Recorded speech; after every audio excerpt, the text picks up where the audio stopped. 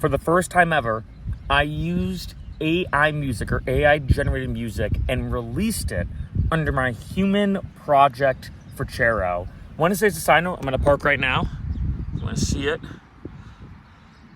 Playing with Mia. This is Mia. And I want to make this quick video because it's kind of interesting, being honest.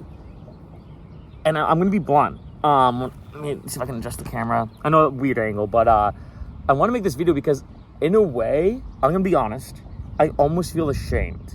And let me explain why. Because I have been releasing AI music, but under the Infinite Lamb Chop. That's my AI artist. It's more for testing, more for fun, more to make these videos about AI music. But for Chero, which is my main project, that's my human project. And that sounds weird to say, but I do have to make that distinction. They're all songs I've made, they're all songs I've released as a typical artist and typical producer. And this is the first time I actually used a song, an AI-generated song, and released it underneath the Chero name. Here's a mini preview of the verses. Let me tell you about a pub, so fresh, so sleek. Ooh, yeah. Got the boxer stance, got the boxer streak. And now, here's a mini preview of the drop.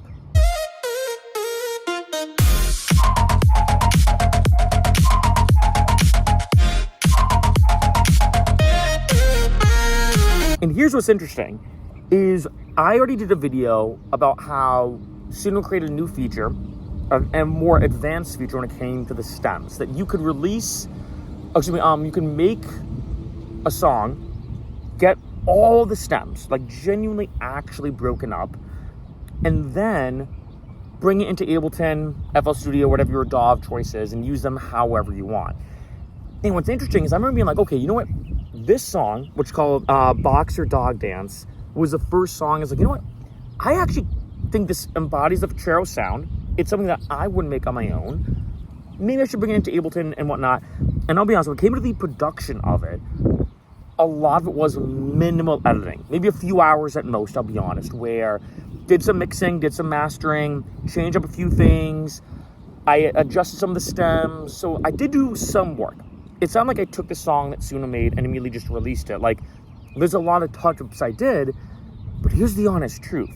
I didn't add, or you could debate this, I didn't add anything more into the song. It's not like I added extra drums, extra elements. Yes, I did add, in a sense, my producer chops, and I might even say more engineering chops of mixing, mastering, EQing things, moving things around, touching things up. But I didn't add anything new. And I released it last night.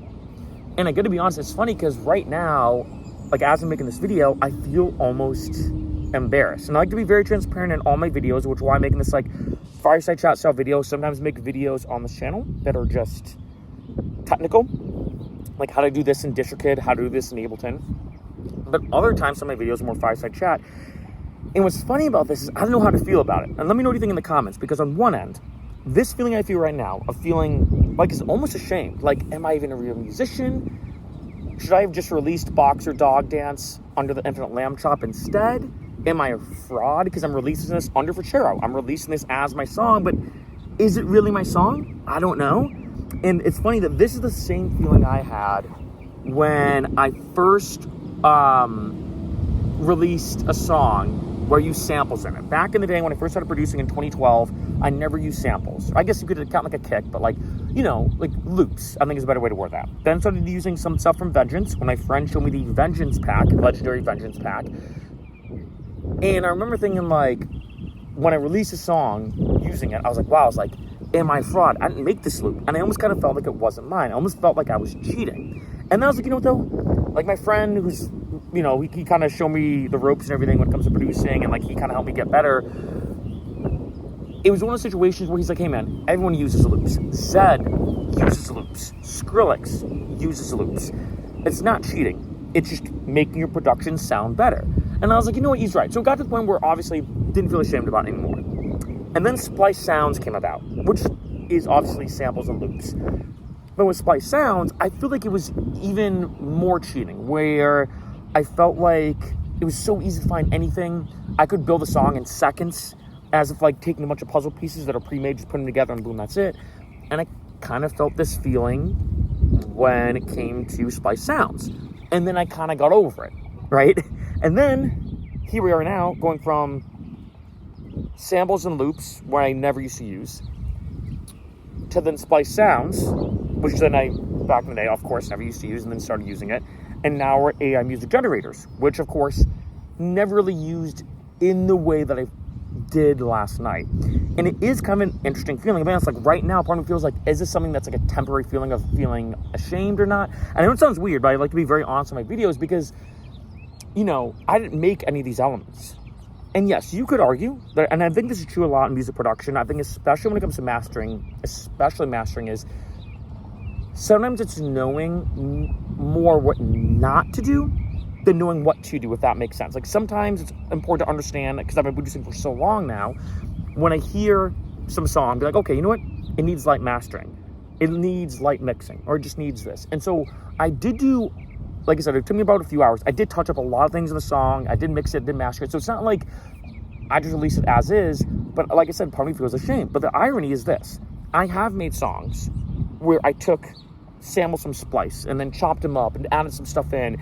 And in a sense, didn't really add in any of my own original stuff. It was more just taking all these different things from all these different places at Splice, putting them together in a song.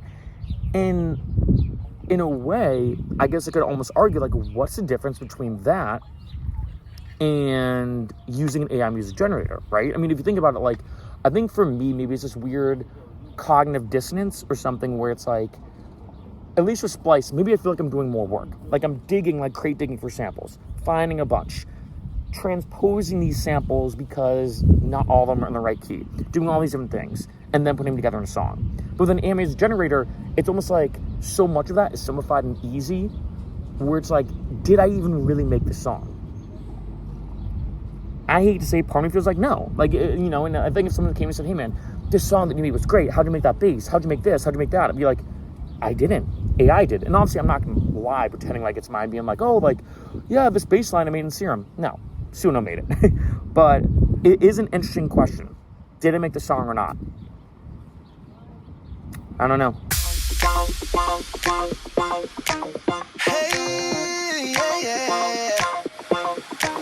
Let me tell you about a pub, so fresh, so sleek. Ooh, yeah. Got the boxer stance, got the boxer streak. Wiggle in the tail, got the bounce on repeat. Ooh. From the park to the floor, they can't be